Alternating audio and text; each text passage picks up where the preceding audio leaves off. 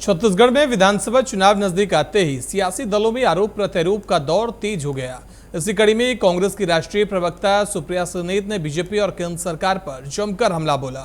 उन्होंने press conference करते हुए केंद्र और बीजेपी पर निशाना साधा और कहा कि यह धर्म के नाम पर लोगों को ठगते हैं और हर धर्म को चरितार्थ करते हैं। हिंदुत्व किसी की बपौती नहीं है।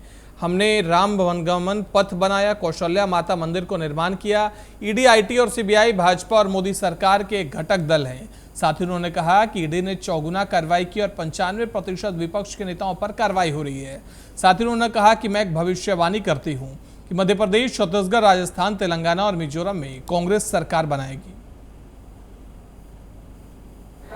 भूपेश बघेल जी की जो कांग्रेस की सरकार है, उन्होंने 40 लाख लोगों को गरीबी की सीमा रेखा से ऊपर किया है और यह बहुत बड़ा कीर्तिमान है। ये हमारे आंकड़े नहीं है, ये कांग्रेस के दफ्तर से निकले हुए आंकड़े नहीं है, ये भारत सरकार के नीति आयोग के आंकड़े हैं। और मुझे लगता है 5 साल की सरकार के बाद जब कांग्रेस चुनाव के मैदान में खड़ी है तो 40 लाख लोगों को गरीबी की सीमा रेखा से बाहर निकाल के खड़ी है। ये अपने आप में एक बहुत बड़ा कीर्तिमान है और गर्व से हमारा सीना चौड़ा करता है।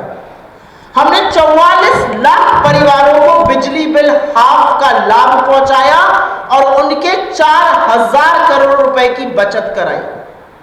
ये बड़ी बात है। 44 लाख परिवारों को हमारे बिजली बिल हाफ की लाभ पहुंचा। हमने 6.5 लाख किसानों को निःशुल्क बिजली दी, 10,000 करोड़ से ऊपर की, 85,000 नौकरियां दी और 5 लाख रोजगार बनाए।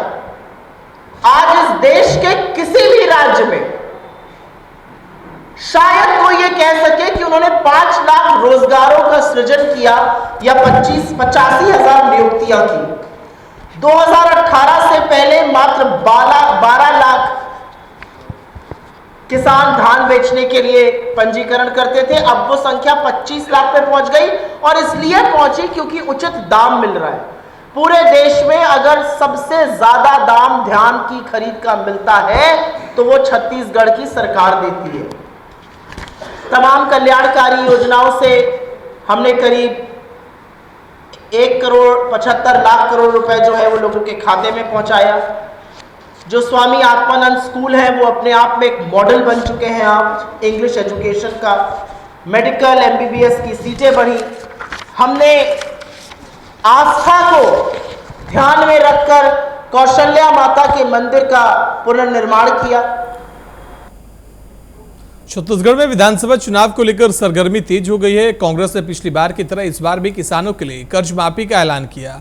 घोषणा के बाद बीजेपी सवाल उठा रही है। इसको लेकर मुख्यमंत्री भूपेश बघेल ने बीजेपी पर निशाना साधा और कहा कि बीजेपी अभी से विपक्ष में बैठने के लिए मानसिक रूप से तैयार हो गई है, इसलिए अभी से सवाल कर रही है। हम किसानों के लिए काम किए हैं और इसी तरह से करते रहेंगे, इससे छत्तीसगढ़ और मजबूत होगा। बिल्कुल करेंगे, अभी भी मांग कर रहे हैं और आगे भी करेंगे। अभी रायपुर जो महाधिवेशन हुआ कांग्रेस का, उसके बाद CWC की बैठक हैदराबाद में हुई, वहाँ भी यह प्रस्ताव पारित हो कि 50% की जो सीमा है उसे खत्म किया जाएगा। सुप्रीम कोर्ट तो पहले ही 60% कर चुके हैं, तो ये सीमाएं खत्म होनी चाहिए। जाति जनगणना की बात हो रही, ठीक है। बेमेतरा विधानसभा के बीजेपी प्रत्याशी ने घोषणा के तुरंत बाद अपना प्रचार अभियान शुरू कर दिया है। बता दें कि भारतीय जनता पार्टी की ओर से बीजेपी के युवा नेता दीपेश शाह को प्रत्याशी बनाया गया। इसके बाद उन्होंने शहर भर में जाकर लोगों से आशीर्वाद लिया और वोट मांगकर अभी से चुनाव प्रचार शुरू कर दिया है। इस दौरान वह शहर के पुराना बस स्टैंड पहुंचे, जहां बीजेपी के जिला अध्यक्ष ओम प्रकाश जोशी ने बीजेपी प्रत्याशी का स्वागत किया। दे रहा है नहीं, बहुत जोरदार प्रत्याशी हमको बेमेतरा विधानसभा को मिला है। एक हमारा ऐसा कार्यकर्ता जो 5 साल लगातार संघर्ष करता रहा और सभी कार्यकर्ताओं ने जोरदार स्वागत किया, फैसले का सम्मान किया कि हमारे कार्यकर्ताओं के बीच से एक युवा कैंडिडेट आया है और निश्चित रूप से बेमेतरा में एक इतिहास रचेंगे और विशाल बहुमत से हम जीत दर्ज करेंगे।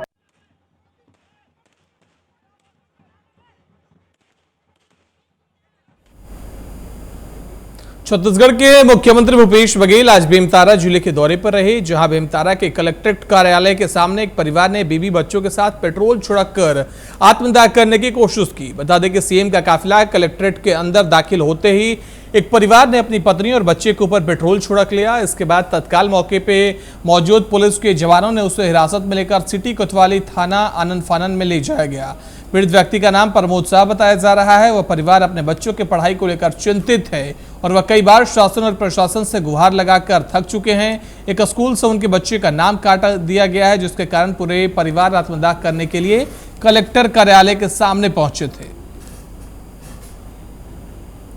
लड़का मन की पढ़ाई कारण भैया कुछ सुनाई नहीं हुआ, तेकर कारण था।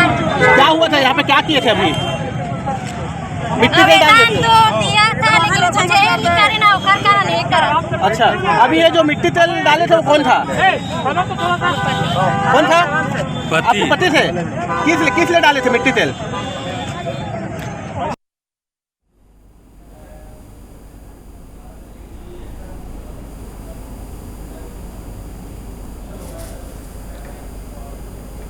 बुलेटिन में फिलहाल इतना ही। देश दुनिया की बाकी खबरों के लिए बने रहे प्राइम न्यूज के साथ।